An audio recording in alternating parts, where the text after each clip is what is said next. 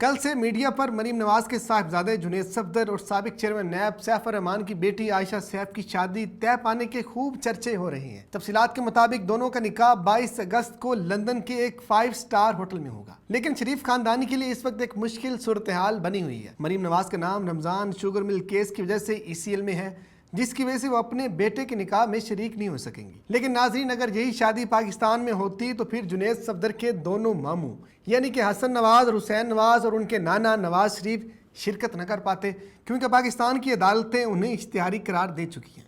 اس کے علاوہ جنید صفدر کے ہونے والے سسر سیف الرحمان بھی شاید پاکستان نہ آ سکیں، کیونکہ ان کے بھی کچھ عرصہ قبل ریڈ وارنٹ جاری ہو چکے ہیں۔ مریم نواز شریف نے اس حوالے سے ٹویٹر پر جاری اپنے پیغام میں کہا کہ ECL میں نام اور بوگس کیسز کی وجہ سے میں اپنے بیٹے کے نکاح میں شریک نہیں ہو سکتی۔ جب میری ماں کا انتقال ہوا تو میں جیل میں تھی، اور آج میں اپنے بیٹے کی خوشی میں بھی شریک نہیں ہو سکتی۔ مریم نواز نے مزید لکھا کہ میں بیرون ملک جانے کے لیے حکومت سے کسی بھی قسم کی درخواست نہیں کروں گی، میں نے یہ معاملہ اپنے اللہ کے سپرد کر دیا ہے۔ ناظرین، صحافی غلام حسین آج سے 2 سال قبل ہی جنید صفدر اور عائشہ سیف کی منگنی کی خبر بریک کر چکے ہیں۔ ذرائع کے مطابق جنید صفدر اور عائشہ سیف خاندانی مراسم کی وجہ سے پہلے ہی ایک دوسرے کو جانتے ہیں۔ کچھ ذرائع کا یہ بھی کہنا ہے کہ یہ دونوں کی پسند پلس ارینج میرج ہے۔ دونوں خاندان اس رشتے سے بہت زیادہ خوش ہیں، کیونکہ ان کے خیال میں یہ شادی ان کے لیے کاروباری اور خاندانی مراسم کو مزید مضبوط کرے گی۔ ناظرین، اب ذرا ایک نظر مریم نواز کے سمدھی اور سابق چیئرمین نیب سیف الرحمان پر ڈالتے ہیں کہ ان کا شریف خاندان کے ساتھ کیا تعلق ہے۔ معروف صحافی جاوید چودھری اپنے کالم میں لکھتے ہیں کہ سیف الرحمان اب تاریخ کے اوراق میں گم ہو چکے ہیں، لیکن ایک وقت تھا جب پورے ملک میں ان کا طوطی بولتا تھا۔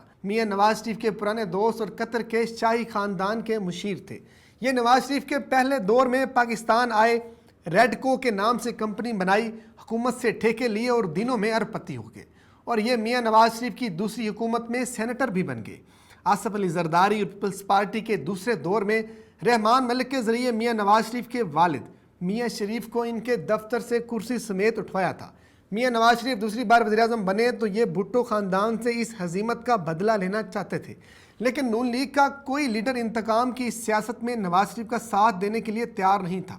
یہ ایک نازک مسئلہ تھا، اور اس نازک مسئلے میں سیف الرحمان نے اپنی خدمات پیش کر دیں۔ یوں میاں نواز شریف نے سیف الرحمان کو احتساب بیورو کا چیئرمین بنا دیا، اور یہ آصف علی زرداری اور بے نظیر بھٹو کو گرفتار کرنے پر تیار ہو گئے۔ پولیس میں سے یہ سروس رانا مقبول نے پیش کر دی۔ ناظرین، جاوید چودھری لکھتے ہیں کہ سیف الرحمان نے کمال کر دیا، احتساب کے نام پر آصف علی زرداری اور بے نظیر بھٹو کے خلاف SGS اینڈ کو ٹیکنا ایئر بائی گولڈ کے مالکان کے ساتھ مل کر سونے کی سمگلنگ، ارسس ٹریکٹرز کی خریداری میں 1.5 لاکھ روپے فی ٹریکٹر کمیشن اور آمدنی سے زیادہ اثاثوں کے ریفرنسز بھی دائر کر دیے۔ آپ نے سیف الرحمان کی جسٹس قیوم سے ٹیلی فونک گفتگو سنی ہوگی۔ اس میں سیف الرحمان نے جسٹس قیوم کو فون کر کے بے نظیر بھٹو کے خلاف جلد سے جلد فیصلے کا حکم جاری کیا تھا۔ کرپشن کے یہ سارے مقدمے چل رہے تھے، آصف علی زرداری جیل میں بھی تھے، لیکن اس زمانے میں حکومت کے خوفناک دباؤ کے باوجود کوئی جج بھٹو خاندان کے خلاف فیصلہ کرنے کے لیے تیار نہیں تھا۔ کیوں؟ کیونکہ پوری عدلیہ جانتی تھی کہ یہ مقدمے سیاسی ہیں اور بھٹو خاندان کبھی نہ کبھی ان مقدموں سے نکل آئے گا۔ چنانچہ عدلیہ میاں نواز شریف کے لیے ملک کی سب سے بڑی پارٹی کو ناراض کرنے کے لیے تیار نہیں تھی۔ حکومت کو ایک وقت پر محسوس ہونے لگا کہ بھٹو خاندان تمام مقدمات سے بری ہو جائے گا، لہٰذا سیف الرحمان نے اس وقت زرداری صاحب کو جیل میں رکھنے کے لیے خوفناک چال چلی۔ حکومت کی ماں پر آصف علی زرداری کے خلاف منشیات اسمگلنگ کا پرچہ بھی درج کر دیا گیا۔ منشیات ناقابل ضمانت جرم ہے، اور اس کی حتمی سزا موت اور عمر قید بھی ہو سکتی ہے۔ جاوید چودھری لکھتے ہیں کہ سیف الرحمان کا خیال تھا کہ آصف علی زرداری اگر تمام مقدمات سے بری بھی ہو گئے یا ان کی ضمانت بھی ہو گئی تو بھی یہ منشیات کے کیس کی وجہ سے باہر نہیں آ سکیں گے۔ جاوید چودھری لکھتے ہیں کہ آپ قدرت کا نظام ملاحظہ کیجیے۔ 12 اکتوبر 1999 آیا اور فوج نے سیف الرحمان کو بھی گرفتار کر کے جیل میں ڈال دیا۔ اب صورتحال بہت دلچسپ تھی۔ آصف علی زرداری سیف الرحمان کی وجہ سے جیل میں تھے، اور سیف الرحمان جنرل پرویز مشرف کی وجہ سے جیل میں تھے، اور یہ دونوں باری باری ایک ہی جج کے سامنے پیش ہوتے تھے۔ ان پیشیوں کے دوران ایک انتہائی دلچسپ وقت آیا جب Asif Ali Zardari anti corruption court کے احاطے میں درخت کے نیچے بیٹھے تھے۔ سیف الرحمان آئے اور آصف علی زرداری کے پاؤں پکڑ لیے۔ زرداری صاحب نے سیف الرحمان کو اٹھایا اور ساتھ بٹھا لیا۔ سیف الرحمان اپنے ماضی کے گناہوں کی معافی مانگ رہے تھے۔ زرداری صاحب نے ان سے کہا کہ میں آپ کو دل سے معاف کرتا ہوں، مگر میرے دل میں مرنے تک ایک تکلیف باقی رہے گی، اور وہ یہ ہے کہ آپ کی ایک گری ہوئی حرکت، آپ نے مجھ پر کرپشن کے مقدمے بنائے، مجھے کوئی افسوس نہیں ہوا۔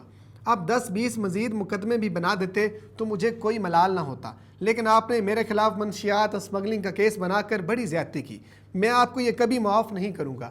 اور زرداری صاحب نے آج تک سیف الرحمان کو یہ جرم معاف نہیں کیا۔ منشیات کا وہ جھوٹا مقدمہ 11 سال زیر سماعت رہا، وہ مئی 2008 میں پیپلز پارٹی کی حکومت بننے کے بعد اختتام پذیر ہوا۔ ناظرین، ایکسپریس نیوز کے مطابق 2012 میں وفاقی تحقیقاتی ایجنسی یعنی کہ FIA نے سیف الرحمان کے ریڈ وارنٹ بھی جاری کیے اور سیف الرحمان کو پاکستان کے حوالے کرنے کے لیے انٹرپول کی مدد سے قطری حکومت سے بھی رابطہ کیا گیا۔ ان پر FIA کی مدد سے اپنے سیاسی مخالفین کے خلاف خفیہ آپریشن کرنے، تشدد کرنے اور انہیں غیر قانونی حراست میں رکھنے کے لیے الزامات تھے۔ دسمبر 2014 میں یہ بھی خبریں سامنے آئیں کہ سیف الرحمان کو انٹرپول نے گرفتار کر لیا ہے، لیکن اعلیٰ حکومتی اہلکاروں نے اپنا اثر و رسوخ استعمال کرتے ہوئے انہیں رہا کرا دیا۔ ایکسپریس نیوز کے مطابق سیف الرحمان دبئی کی جیل میں تھے تو حکومت پاکستان بالخصوص وزیر اعظم نواز شریف اور وزیر خزانہ اسحاق ڈار نے دبئی کے حکمرانوں کے ساتھ رابطہ کیا اور اپنا ذاتی اثر و رسوخ استعمال کرتے ہوئے انہیں رہا کرانے میں کردار ادا کیا۔ 2018 میں ناظرین، کسٹم انٹیلیجنس نے ریڈکو ٹیکسٹائل مل سے 21 لگژری گاڑیاں برآمد کیں۔ یہ مل سیف الرحمان اور قطری حکمران خاندان کے افراد کی ملکیت تھی۔ ایئر نیوز کے مطابق 2012 سے 2018 تک 330 قطری گاڑیاں سفارتی استثنا کی آڑ میں غیر قانونی طور پر پاکستان لائی گئی، جس سے کسٹم ڈیوٹی کے مد میں قومی خزانے کو 4.5 ارب روپے کا نقصان ہوا تھا۔